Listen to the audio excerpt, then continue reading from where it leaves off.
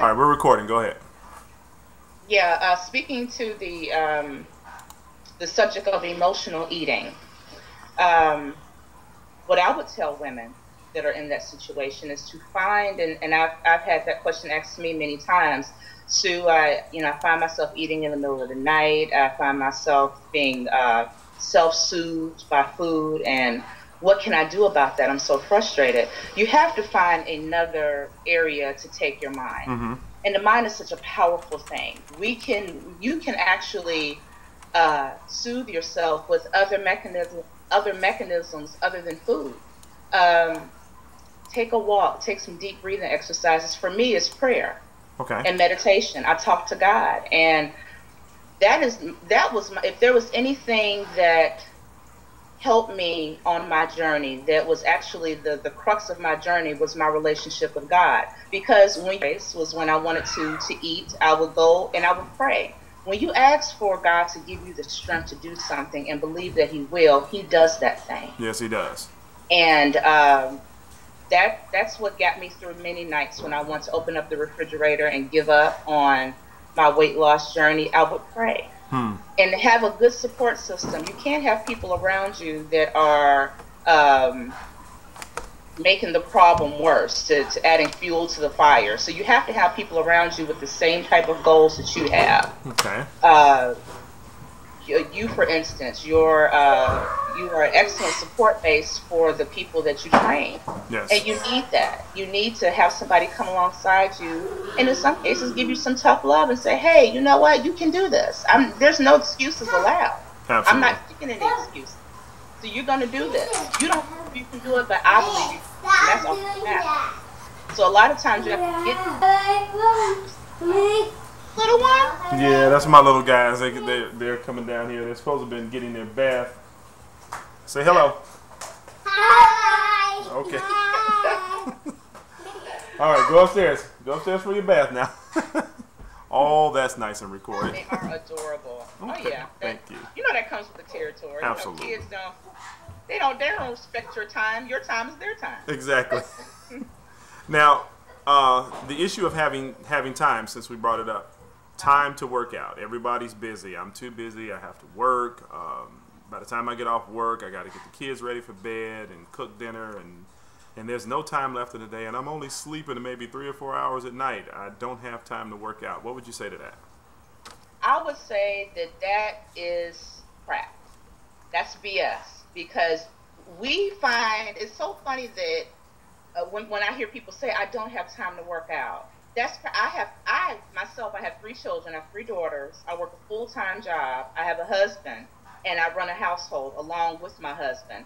So if I can find the time, anybody can. Right. But it all depends on your focus. Okay. We can spend 30 minutes watching a talk show or watching a sitcom. Mm-hmm. You can use those 30 minutes, and it doesn't take an hour and a half to work out. You can get a decent, good workout within a 30, 45, you know that, 30, Absolutely. 45 minute span. Absolutely. And in some cases, when you're first starting, that's all you have to give your trainer is 30 minutes. Yes. Until you reach the point of, being able to build your endurance. But I would say that that's not true. It all depends on what you want to do. We will find time to do the things that we want to do. And losing weight has to be something that you want to do. It has to be a necessity. It's not like, I can't, you have to. Right. And when you have the mind frame of, I have to do this for me, then you'll find the time. You'll find 30 minutes. So no, that's not true. It's not. You can find the time. You can find time to watch Scandal and Come on. everything else on TV. You can find the time to sit down and have a quality workout for 30 minutes. You didn't just say Scandal. Come on. You didn't just And say I'm Scandal. a scandalaholic. I am Okay, too. I'm right. I'm riding the Scandal boat, but everybody else. Yes, I agree. I love the When I show. watch Scandal, I got my butt in the gym. Exactly. I'm there 6 days a week. You make the time for it, is what you're saying. Absolutely. Okay, so then you have those who say, okay, so you've just answered the question of having time to do it, finding time to do it.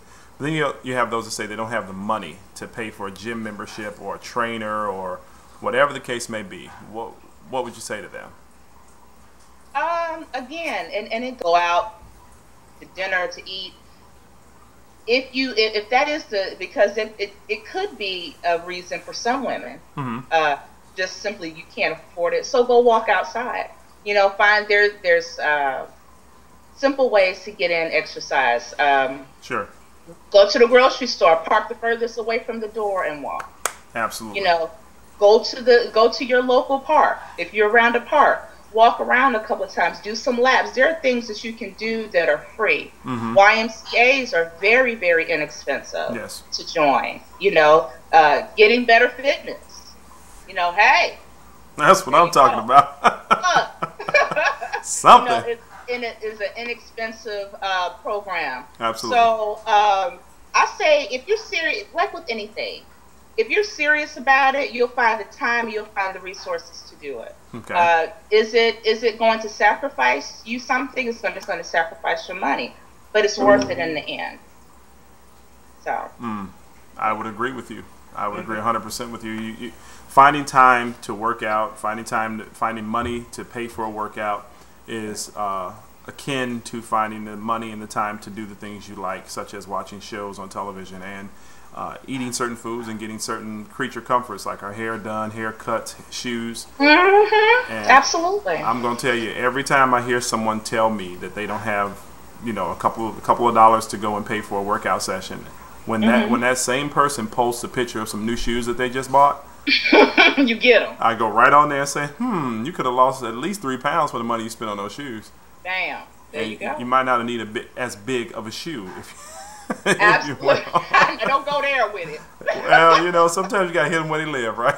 That's right. But you're absolutely right, because we find it's so funny that we can't find the time to work out. We can't find the money to go join a gym. But you can, like you said, you can find the time and the resources to do the things that you want to do. So again, it all rolls back to one thing. What is your commitment? Right. Is your commitment to your hair and to those new shoes, or is your commitment to your health something that's going to be long-standing? And this is something that's going to benefit you years and years and years down the road. Let me tell you something. My mother passed away last year. I'm sorry. Thank you. From her 4th stroke. She had a plethora of health issues. She didn't take care of herself. She was diabetic, she had gout, she had heart disease, lung disease, just about any ailment you can think of, my mother had it. When she passed away, her quality of life was non-existent, basically. She was taking 50 to 60. Can you imagine taking 50 to 60 pills a day? Wow. No. You're not living. At that point, you're not living. Right. You're just existing. You're just a body here. Right, exactly. There's no kind of quality of your life that's present. And I had to take care of her.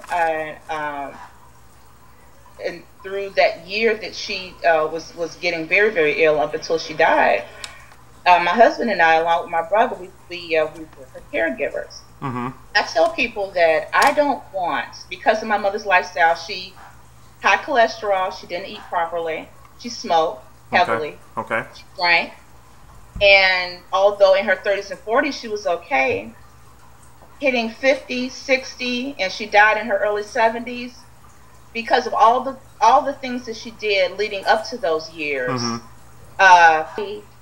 To decline, and she literally poisons herself from the inside.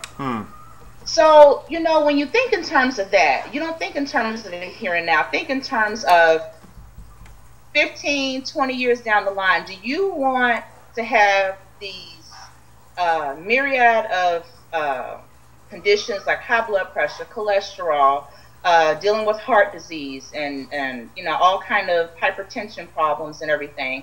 Because that's directly linked to obesity. Absolutely. And I would never want my children to have to take care of me and to, in essence, kind of cut off their life to take care of their mom because their mom didn't take care of herself.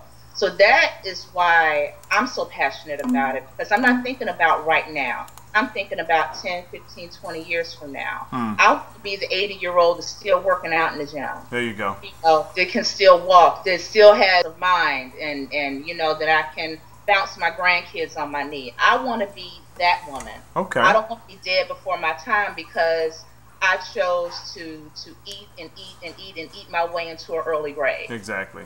And you have to, and that's the decision. And when you're thinking about, oh, I don't have the time, okay, but are you going to have time to be in the hospital? Hey. So being, you know, you're going to have time to, you know, to be on a respirator with Right. all kind of breathing issues and everything. You know, pick your poison here. Right. Exactly.